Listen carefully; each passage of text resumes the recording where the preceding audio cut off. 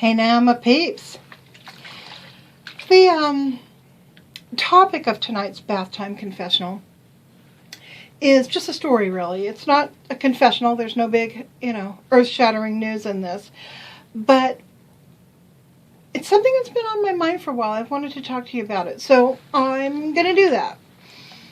This story starts with a recurring dream. I don't know if you guys have ever had recurring dreams. I used to have them all the time when I was a kid. And this particular dream I probably had maybe 6 or 8 times over the course of 5 years, I'm guessing. I can't remember having had it after about the age of 10. So, I guess I was having it maybe once a year or so. Anyway, this is the dream. I would wake up on a Saturday at my old house that was kind of in the suburbs. It was a development that was built for a lot of the people that worked at the local university in our town. And we had a little 3-bedroom, 2-bath house. It was a lovely little house. It was a ranch-style house with a carport. Green stucco, white board and batten siding, and then it was there was red brick all around the outside, the bottom from the windows down. It was a darling, cute little house. Anyway, so in my dream, I would wake up at this house. There wouldn't be anybody in the house but me. It would be Saturday morning, maybe 8:30 or 9, and I would go out into the carport, and there would be a bicycle there, a 10-speed bicycle. Now, mind you, I was not riding 10-speed bikes at the time. I was too young to ride a 10-speed bike, but for some reason in my dream I could ride this 10-speed bike. So I got on this bicycle and I rode up my street and down and up another kind of country street until finally I was riding up a street that led into the mountains. This street was kind of windy and a bit hilly, and the further you got up this street, the more exciting it was for me. I was getting further and further away from home and closer to this destination that in my dream I always knew where I was going, and it was a place that I had been before, so I was very familiar with my destination. So I was excited about getting there. About midway up the hill to the destination, there was a tiny little town, and there was maybe there was like a gas station with a convenience store, and maybe a mechanic and a couple of other little buildings. Real small little village. Well, I would always keep riding right through the village, and I would ride and I would climb up and up and up until I got to sort of a place where the trees sort of opened up, and it was a sort of like a plateau, kind of a leveling off of the land, and you could see beyond this level spot that was maybe 10 acres or so in size. You could see that it dropped down again, and you could see back down to this little town that was, way off in the distance. And while I was riding up the hill, the weather was always a little bit ominous. The sun wasn't shining really brightly. There were some clouds in the sky. It was maybe a little windy, a little bit cool.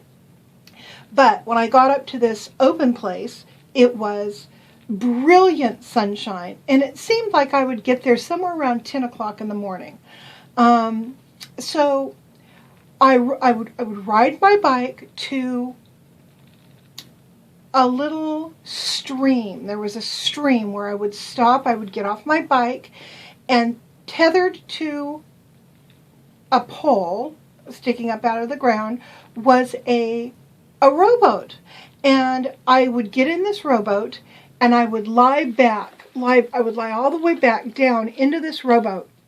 And I could see above me, and I could see the sky and the clouds, and I could see the trees kind of arching over my head. And the rowboat, I would untie the rowboat, and it would follow the current of the stream it would just follow it. I mean, it just took me along. I didn't have to do any rowing. And the stream was quite narrow. I mean, it wasn't more than maybe 3 feet on either side of the boat when the boat was in the center of the stream. And the stream was also not entirely natural. It had some sides that were maybe made of rock or brick. So it was kind of more like a canal, really, but I sensed that it was natural, but it had been enhanced somehow. So I would lie back, and I would just be very calm, and I would watch the scenery going by over my head, you know, the sky scenery. And pretty soon, the boat would stop. And when it stopped, I sat up, and there was this big expanse of lawn, huge hillside of beautifully manicured lawn. And way up at the top of this hill of lawn, there was what appeared to be like a Greek temple, is what it looked like to me. So I got out of the boat, I tied it up to the stake that was in the ground there, and I started to run up this hill toward the temple. And I ran, and it was one of those weird running things where you're running in slow motion, but you're covering a lot of ground with every step. So I could feel the distance that I was covering, but yet the distance seemed to get further and further from this temple. So I had to run really fast to finally get to the temple. Well, when I got up to it, there was like a sort of a pavilion thing with this very wide set of stairs, and I would walk up the stairs. It was all made of stone, and there was another sort of pavilion kind of thing, and these columns that went up, and you kind of sort of a doorway that you would walk between the columns, and there was like a big open patio sort of thing that was surrounded by columns, and between the columns were benches. They were not wooden, they were stone benches. So it sort of almost had like a Stonehenge look to the way the thing was built. Well, in my dream, I spent the entire day just hanging out at this temple. I would sit on the benches, or I would lie back and maybe snooze a little bit, or I would gaze off down the hill into this, at this tiny little town that was so far in the distance. And I was just overwhelmed with this feeling of joy and peace, serenity, euphoric peace. And I didn't have to do anything to amuse myself. I didn't have any food with me that I could recall. I didn't get hungry. I just blissed out in this structure that was open to the sky. Well, afternoon came, and it was about 2:30, and I realized that I needed to start thinking about heading home. But I did not want to leave this place. I didn't want to leave this feeling, right? So I held off as long as I felt like I could.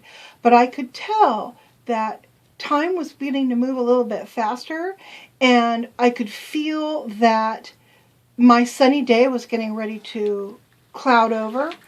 And I started to begin to feel this urgency to leave the temple and to get back in the boat and get on my bike and go home. So finally I did. So I ran as fast as I could back down this hill, finally got to the boat, got in the boat, untied it, lay back, and it completed its circle back to where I was, and it stopped. Got off, tied it up, got on my bike, and started riding towards home. Well, as I was riding towards home, the sun was going down. It was going down far quicker than it should have been. And it was getting a little bit windy and a little bit cold, like a storm was brewing. And so I was just pedaling like hell. And I passed through this town. I just whizzed through it real fast. And I was about halfway home. And I'm just riding, and I can feel the gloom kind of gathering around me. And I was about 3/4 of the way to my house, and I realized that something was pursuing me, and it was something bad. So I I got up on the pedals and I'm just pedaling. I'm scared as hell. I'm afraid to look back behind me, but I knew something was back there and I knew it was getting closer. And I knew that if I did not get home in time, that this thing would get me and it, game over, basically.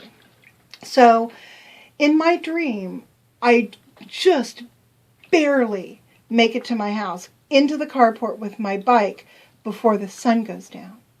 And I knew that as long as I was on my property and at my home, I didn't have to be inside, but as long as I was there, like touching home base, I was okay and I was safe.